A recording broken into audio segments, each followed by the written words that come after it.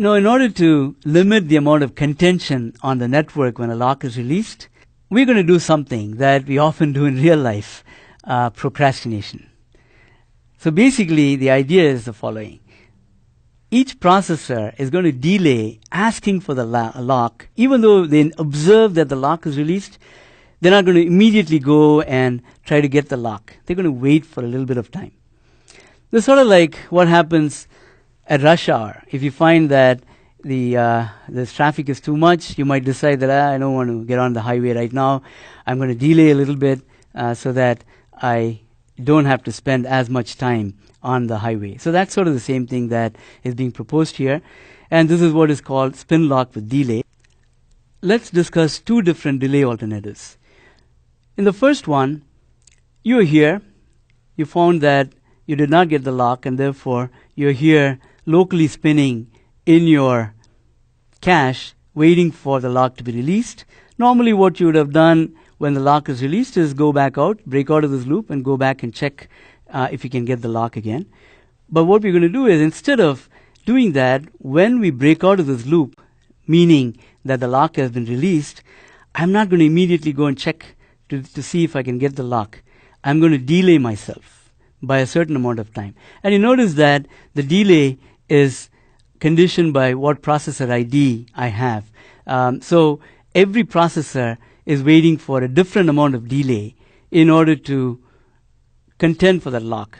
So since the delay is being chosen differently for each processor, even though all of them notice that the lock has been released simultaneously, only one of them will go and check it. And so we are sort of sequentializing the order in which the processors that are waiting for the lock are going to check whether the lock is available. So that is one possible scheme for delaying.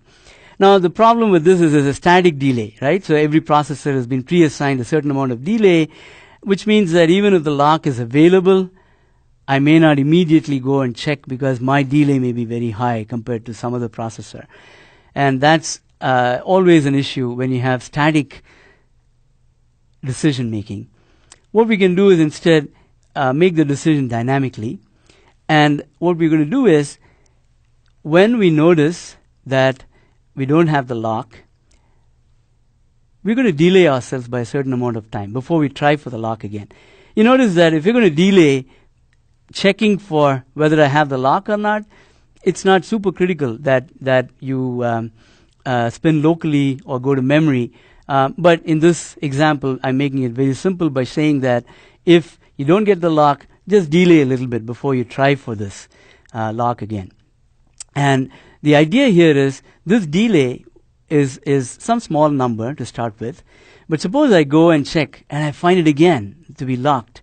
Then what I'm going to do is the next time around, I'm going to increase the delay. That's why it's called exponential backoff. So I am increasing the delay, doubling the amount of delay that I'm going to do, so that the next time, if I don't find the lock to be available, I delay by twice the amount from the previous time. And this is essentially saying that when the lock is not highly contended for, I'm not going to delay myself too much. I'm going to immediately go and get it.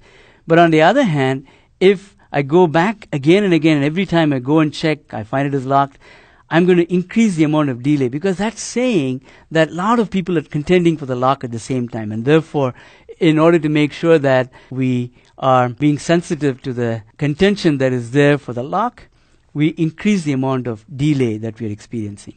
Now, one nice thing about this simple algorithm that I've shown you is that I'm not using the caches at all. And if the processor happens to be a non-cache coherent multiprocessor, this algorithm will still work, because we're always using test and set and not using just loading from the memory. Because if it is not a cache coherent multiprocessor, your private cache is not going to be coherent with respect to memory, and so you have to execute test and set, but you don't want to do it all the time, and this delay makes sure that you can reduce the amount of contention on the network. Generally speaking, if there is a lot of contention, then static assignment of delay may be better than this dynamic exponential backoff. But in general, any kind of delay, any kind of procrastination will help a lock algorithm better than the naive spin lock that we talked about.